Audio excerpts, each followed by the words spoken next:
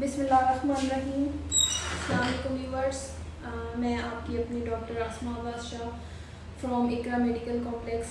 जैसा कि मैं आपको फिजियोथेरेपी से रेलिवेंट बहुत से इश्यूज़ पे, बहुत से डिसऑर्डर्स पे अवेयरनेस देती हूँ, तो आज के लिए आज मैं आपको बताऊँगी सर्वाइकल स्टिफनेस और सर्वाइकल रेडिकुलोन्यूरोपैथी के बारे में कि एक्चुअली बहुत से पेशेंट्स आते हैं क्लिनिक में इस रिपोर्ट के साथ कि डॉक्टर साहब हमें जो है ना पेन है, कंधे में और बाजू में पेन आ रही है, नंबनेस की सेंसेशन आ रही है, और इसके अलावा जो है वो जो थंब या समटाइम थंब वाला रीजन, समटाइम ये छोटी फिंगर आपकी जो है ये बिल्कुल सुन होती है, इसकी सेंसेशन बिल्कुल लॉस्ट हो चुकी होती है पेशेंट्स की, और विद पेन और क्रैम्प्स के साथ, और कभी कभी जर्की मूवमेंट्स के साथ भी पेशेंट आता है।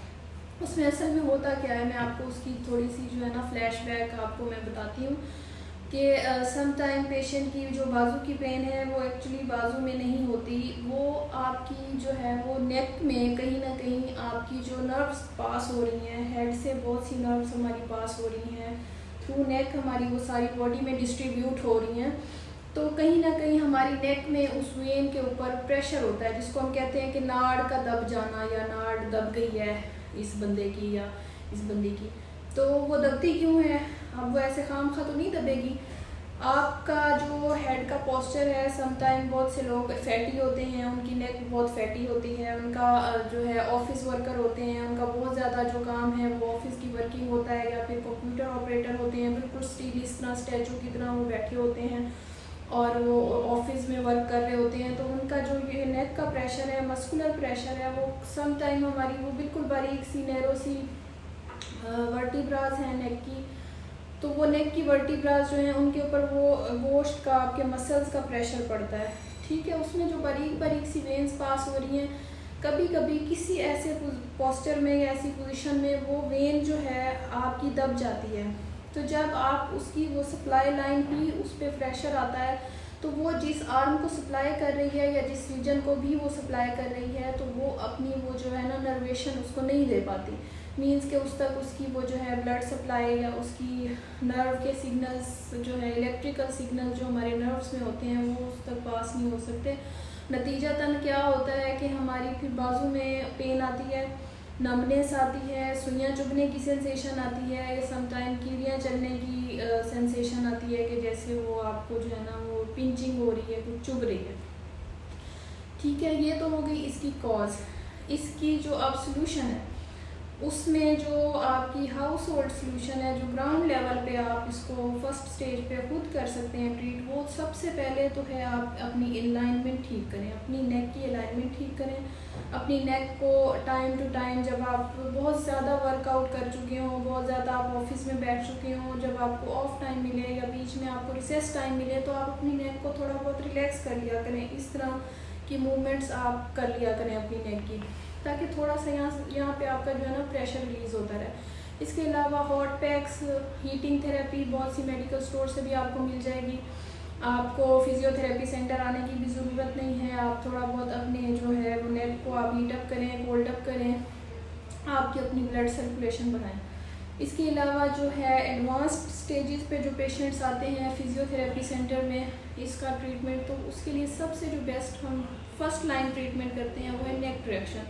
नेक ट्रैक्शन में क्या हम करते हैं, मैं अभी आपको पेशेंट पे करके दिखाती हूँ तो आपको समझने में आसानी होगी। इसमें हम आपको जो है ना नेक, आपकी नेक की जो है ना ट्रैक्शन करते हैं, मीन्स कि आपके जो छोटे छोटे वर्टिब्रास हैं यहाँ पे और छोटी छोटी नर्व लाइंस पास हो रही हैं, उनका प्रेशर रिलीज होगा, ठीक है। वो जो आपस में ऐसे गुत्थम गुत्था हुई हुई हैं, आपकी नाड़ें, आपकी वेन्स दबी हुई हैं, वो अपार्ट होंगी, आपके मसल रिलैक्स होंगे, तो इससे आपकी ये जो है रेडिकुलोपैथी की जो प्रॉब्लम है ये हमेशा के लिए चली जाएगी, ठीक है। और अगर आप इसको टाइमली ट्रीट नहीं करते हैं तो फिर होता क्या है, एडवांस्ड स्टेज पे जो पेशेंट इसको इग्नोर करते हैं कि अच्छा चलो कोई बात नहीं, बस मेडिसिन ले ली या पेन किलर ले ली, तो उसमें होता क्या है कि वो जो नर्व बेचारी वो इम्पिंज हुई हुई है, ऑलरेडी इम्पिंज हुई हुई है, उस पर प्रेशर है, वो प्रेशर बढ़ते बढ़ते बढ़ते इस स्टेज पे आ जाता है कि वो नर्व की जो कवरिंग है, जो उसकी जो बनावट है, वो बिल्कुल ही डिस्टर्ब होना शुरू हो जाती है, डिस्टॉर्ट होना शुरू हो जाती है। फिर पेशेंट इस कंडीशन से रिवर्स नहीं हो सकता, टैबलेट्स को कब तक खाता रहेगा या पेन किलर्स को कब तक यूज़ करता रहेगा,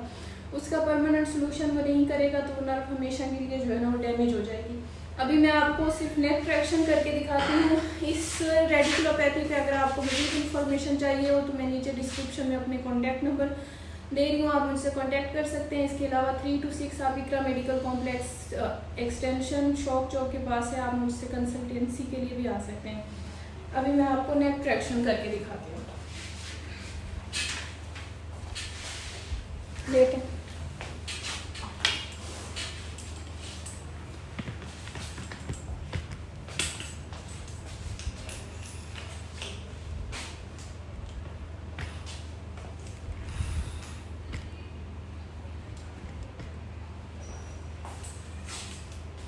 इधर नेक करें, बिल्कुल एंड पे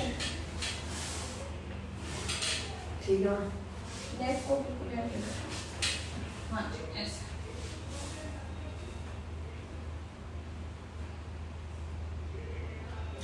हम ये ट्रैक्शन बेल्ट पेशेंट को रैप करेंगे इस तरह।